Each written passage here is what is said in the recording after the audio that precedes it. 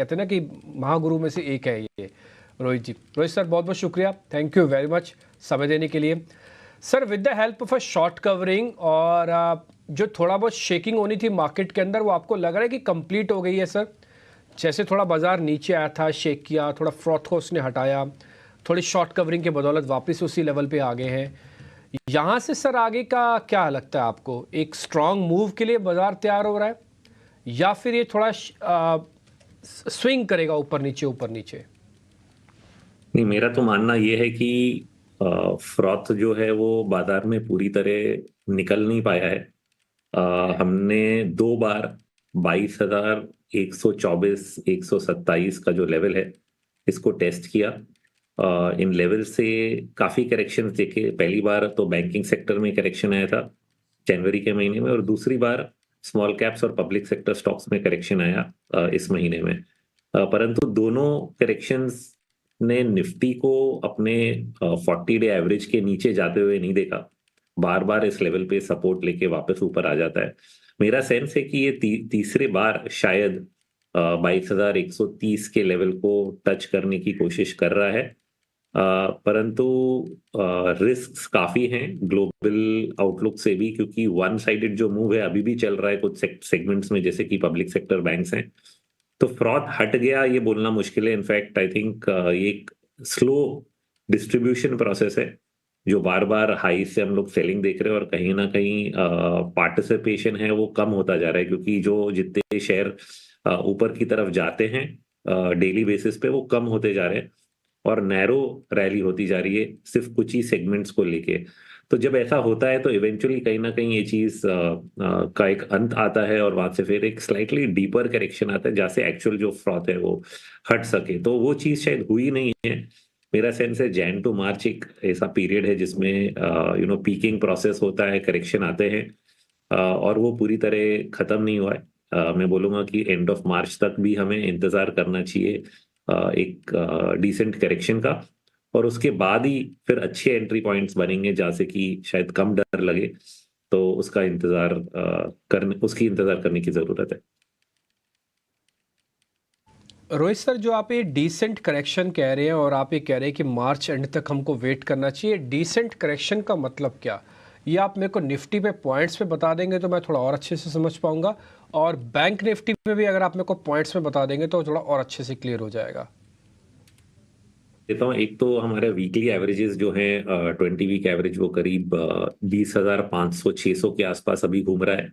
वो एक लेवल है जो टेस्ट हो सकता है। और दूसरा है कि 61% पूरी जो ये रैली है हमने अक्टूबर से देखी, उसका अगर मैं 61% रिट्रेसमेंट निकालता हूँ तो वो भी करीब 20,200 के आसपास आती है। So that's quite a bit, I think more than 1,500 या 1,800 पॉइंट होते हैं निफ्टी के।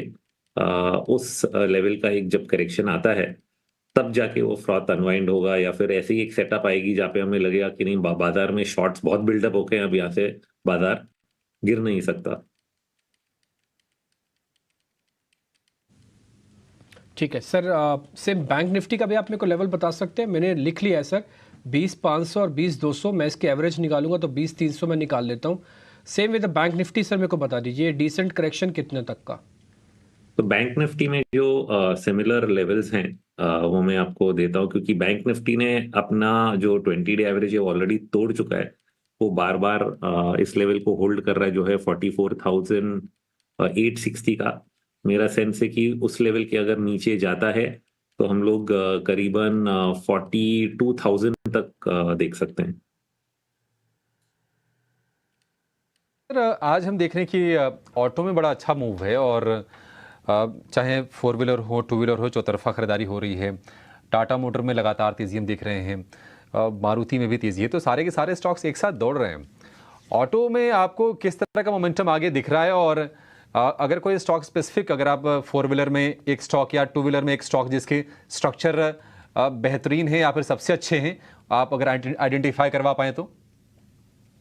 तो I can not make stock specific recommendation तो नहीं दे सकता, बट मैं ये बताऊंगा कि जो ये सेक्टर है typically interest rate sensitive sector रहता है, और लोग अगर एंटिसिपेट करेंगे कि यहाँ से रेट्स कम होंगे तो डिमांड बढ़ सकती है, ये एक पॉसिबल एंटिसिपेशन होता है। दूसरा है कि पैसे हैं, लिक्विडिटी है, तो डिमांड जनरली ग्रो होती जाएगी।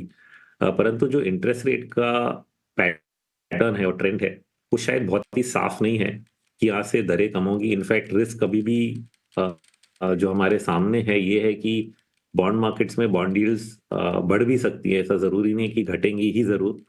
और ये चीज शायद यूएस के फेडरल रिजर्व के रिसेंट मीटिंग में भी हाईलाइट हुई, क्योंकि पहले लोग बहुत सोच रहे थे कि मार्च तक रेट कटिंग का जो मामला है वो सामने आ जाएगा, और अब उस चीज को पीछे कर दिया गया है।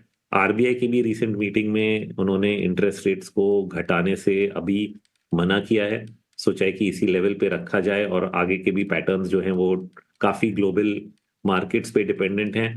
तो इसलिए मुझे लगता है कि रिस्क हैं, ये भी एक लेवल का फ्रॉथ है। हम लोग सोच रहे हैं कि चलो ऑटो सेक्टर एक ही गति से चलता जाएगा, बट कहीं ना कहीं फिर जब रेट्स बढ़ते हैं तो वैल्यूएशंस भी क्वेश्चन में आ जाते हैं।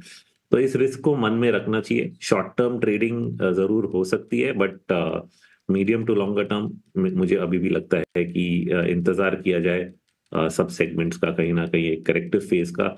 जो कि मेन रिस्क मैंने बताया कि इंटरेस्ट रेट्स का है, कि ग्लोबल जो रेट्स है वो अगर बढ़ने लगे, उसका एक हमने सेंस देखा था पिछले हफ्ते, एक ही दिन में काफी शार्प फॉल आया था बाजारों में, और उसके बाद बाजार वहां से फिर वापस बाउंस कर गए। बट अगर आप रेट के चार्ट देखेंगे वहां पे कोई ट्रेंड रिवर्सल नहीं है। इंटरेस्ट रेट्स का जो पैटर्न है शॉर्ट टर्म में अभी भी अपवर्ड डायरेक्शन में ही पॉइंट कर रहा है, तो उस रिस्क को पूरी तरह हम लोग डिस्काउंट नहीं